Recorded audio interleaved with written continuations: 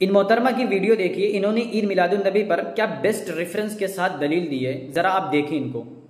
اچھا، لوگ کہتے ہیں نا کہ ریفرنس دو کہ کیسے خوشی منانا جائز ہے، کیسے خرچ کرنا جائز ہے، تو چلو بھائی ریفرنس بھی دے دیتے ہیں۔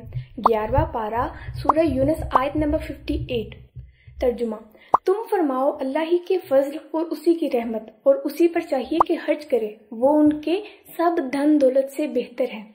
اچھا، تو اللہ کی کوئی بھی رحمت ہو اس پر خوشی منانے کا حکم ہے۔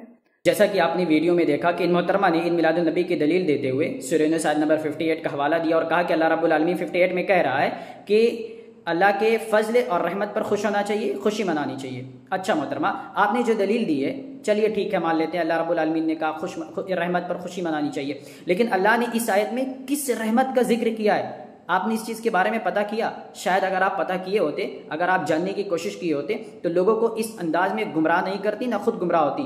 آیت کو جھوٹی طریقے سے پیش کر رہی ہیں اور توڑ مروڑ کر کہیں کی کہیں اور چیزیں کنیکٹ کر کے آپ بیان کر رہی ہیں۔ میں آپ کو بتا رہا ہوں اللہ رب العالمین نے جو رحمت اور فضل کا ذکر کیا ہے وہ کس چیز کو کہا ہے؟ آپ اس سے ایک پچھلی آیت پر آئیے۔ 57 میں اللہ رب العالمین کیا فرما رہا ہے؟ یا ایھا الناس قد جاءتکم موعظۃ من ربکم وشفاء لما فی الصدور وہدی ورحمۃ للمؤمنین۔ اے لوگو، تمہارے پاس تمہارے رب کی طرف سے ایک ایسی چیز آئی ہے جو تمہارے لیے نصیحت ہے، جو دلوں میں روگ ہے ان کے لیے شفا ہے اور رہنمائی کرنے والی ہے، اور ایمان والوں کے لیے رحمت ہے۔ اللہ رب العالمین یہ ساری چیزیں کس کو کہہ رہا؟ کس چیز کو کہہ رہا؟ اللہ رب العالمین رہنمائی کرنے والی رحمت ہے، دلوں میں جو روگ ان کے لیے شفا، قرآن مجید کو کہہ رہا ہے۔ پھر آگے آیت میں اللہ رب العالمین فرما رہا ہے کہ آپ کہہ دیجئے کہ لوگوں کو اللہ کی اس انعام اور رحمت پر خوش ہونا چاہیے۔ اس انعام رحمت پر یعنی قرآن پر خوش ہونا چاہیے۔